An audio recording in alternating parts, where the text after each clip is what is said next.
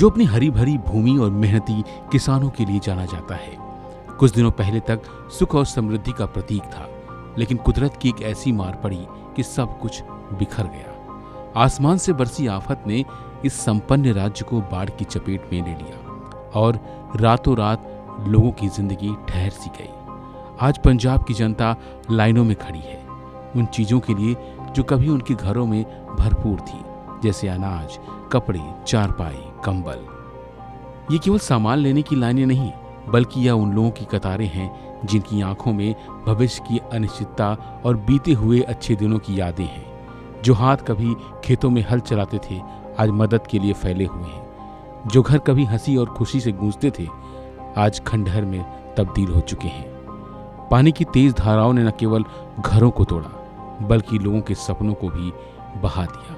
लेकिन ऐसे मौके पर कुछ लोग हैं जो इनकी मदद के लिए आगे आ रहे हैं और लगातार इनकी जरूरतों को पूरा करने की कोशिश में लगे हुए हैं। तो हम फाजिलका एरिया की साइड आए हैं, तो इधर हम टेम्परेरी बेड्स, गद्दे, सैनिटरी पैड्स, मेडिकल किट्स और जो भी काम आ सकता सामान है, जैसे ट्रोपोलिन और अपना मच्छरों के लिए जो नेट होता है और अगरबत्ती वगैरह, मॉस्किटो किलर और बाकी जो मेडिसिन हैं जिससे मलेरिया वगैरह ना हो, तो ये सब जितना भी हमसे हो सकता है हम लेके आए हैं।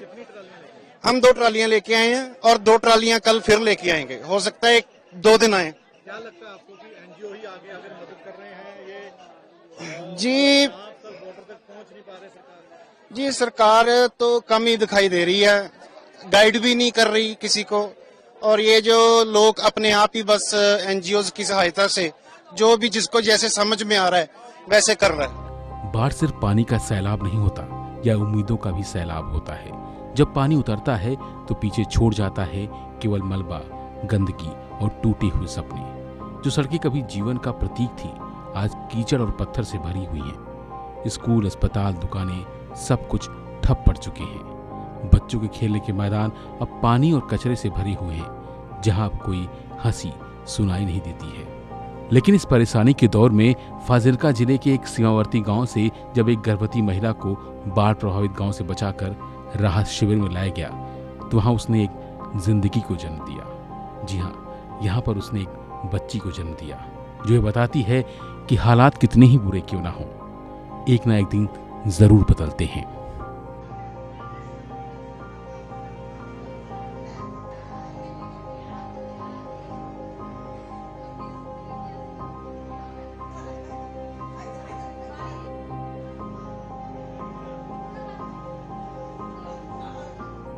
लेकिन इस त्रासदी में भी इंसानियत की एक मिसाल कायम हो रही है। लोग एक दूसरे की मदद के लिए आगे आ रहे हैं। गुरुद्वारों और सामाजिक संगठनों ने राहत शिविर लगाए हैं, जहां खाना, पानी और आश्रय प्रदान किया जा रहा है। स्वयंसेवक अपनी जान जोखिम में डालकर लोगों को सुरक्षित स्थानों पर पहुंचा रहे हैं। यह दिखाता है कि जब कुछ टूट जाता है तो इंसान का जज्बा और एक दूसरे के प्रति प्यार ही हमें आगे बढ़ने की शक्ति देता है।